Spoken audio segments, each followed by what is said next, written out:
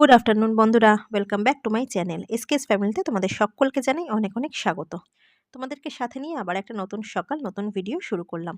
তো আজ হলো বুধবার আর এখন কিন্তু বেশ অনেকটাই বেলা। ছেলে এই সময় পড়তে চলে গেছে আর বিছানাটা আজকে সকালবেলা তুলতে পারিনি, মানে ওই জন্য ছেলে বেরোনোর পর তারপর বিছানাটা তুলে নিলাম। ঘরটা মোছা হয়ে গেছে, সকাল সকাল তো ঘরটা আগে মুছে নিই। তো এখন দু ঘরের বিছানা তুলে নিলাম, ওই ঘরের বিছানা তোলা হয়ে গেছে। তো এই ঘরের বিছানাটা এখন তুলে নিচ্ছি, তুলে নিয়ে তারপর যা টুকটাক কাজ আছে সেগুলোই সব সারবো।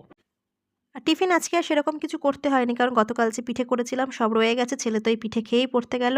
হাসব্যান্ডকেও টিফিনে দেবো। আমার মানে এরপর যা মাকে দেওয়া যা যা টুকটাক ভাগ ঠাকগুলো করার আছে সেগুলোই সব করবো। আর পৌষ পার্বণ মানেই কিন্তু ঘরে ঘরে একদম পিঠে পায়েস খাওয়ার উৎসব। তো পায়েসটা আর করিনি, কারণ পায়েসটা যেহেতু বলেছিলাম আগের ভিডিওতে মা করেছিল, শুধু আমি সিদ্ধ পিঠে আর দুধ পুলি করেছিলাম। আর দিদি করেছিল পাটিসাপটা। তো এইসব মিলিয়ে মিশিয়েই এবছরটা হয়ে যাবে। আর আমি তো প্রত্যেক বছর দুধ পুলিটাই করি।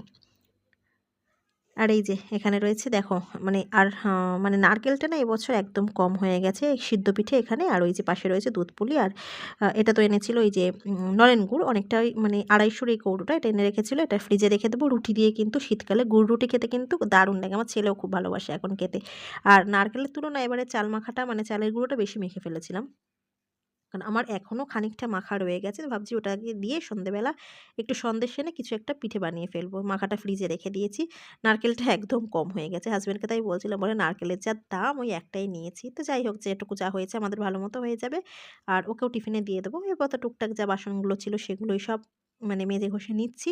তারপর যাবো কিন্তু রান্নার দিকে। আর রান্নার আজকে সেরকম কিছু নেই, কারণ এই গতকালে যে দুদিন মানে পরশুদিন থেকে একটু একটু করে ভাত বেশি বাড়বাড়ন্তি রয়েই যাচ্ছে। তো ওই ভাতটার মধ্যে সমস্ত জল ঢেলে নিয়ে ওই পান্তা করবো, আলু ভাজা মাছ ভাজা। আর পান্তা খেতে তো আমার ঘরে আমরা খুবই মানে ভালোবাসি, তবে শীতকালে নয় গরমকালে বেশি ভালো লাগে, কিন্তু কিছু করার নেই, ভাতগুলোকে তো তুলতে হবে। তো ওই জন্য ভাবলাম যে একেবারে গতকাল রাত্রিবেলা জল দিয়ে রেখেছিলাম, আর যেহেতু এঁটো কাটা ছিল ছোঁয়াছুঁয়ি ছিল ওই জন্য জল দিয়ে রেখে দিয়েছিলাম। তো ওটাই আজকে আমাদের এবেলা হয়ে যাবে, তারপর বিকেলে দেখা যাক। তো আর দেখো সকালবেলা সে কেচে রেখেছি, এখনও মেলে উঠতে পারিনি। তো এগুলোই যাচ্ছি বাইরে এখন মেলতে। আর ততক্ষণে দেখো আমার রুবু এখানে এই যে আমার যে স্টোলটা রয়েছে, ওর কিছু একটা খেলা সবসময় ওর দরকার হয়। আর এই সময় তো কেউ ছিল না, ও দুজনে মানে ও আর আমি দুজনে ঘরে একা। তো স্টোলটা ছিল, এই চশমার বাক্সটা, এগুলো নিয়ে খাটে বসে বসে খেলছিল। আর একটু তারপর বেলার দিকে বানিয়েছিলাম ডিম টোস্ট পাউরুটি। আর হাজব্যান্ড জানতো না, যদিও সকালবেলা কচুরি নিয়ে ওদিকে ও বাজার থেকে কচুরি নিয়ে এসে, এদিকে আমি ডিম টোস্ট পাউরুটি কাজ বানিয়ে ফেলেছি। ওদিকে কমপ্লিট। আর রান্না যে বললাম দেখো আজকে কিছু নেই। এই যে কতটা ভাত রয়েছে দেখো, একদম ভাতটা ভালো রয়েছে। আজকে দুপুরবেলায় পান্তা। আর এই যে সকালবেলার কচুরি খেয়েছিলাম, মানে ওই যে নান রুটি যেগুলো আর কি রয়ে গেছে দুটো। আর এই যে চানা রয়েছে। আর এদিকে এই যে পান্তার সাথে করছি এই যে মাছ ভাজা। এটা আমার আর ছেলেটা, এখন হাজব্যান্ড তো খেয়ে বেরিয়ে গেছে। এটা হলো ওই কী বলে খয়রা মাছ।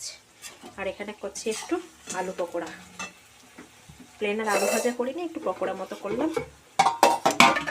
এই যে এখানে হলো গিয়ে নুন, হলুদ গুঁড়ো, লঙ্কার গুঁড়ো, চালের গুঁড়ো, ময়দা সব কিছু দিয়ে মাখিয়ে রেখেছি। এই যে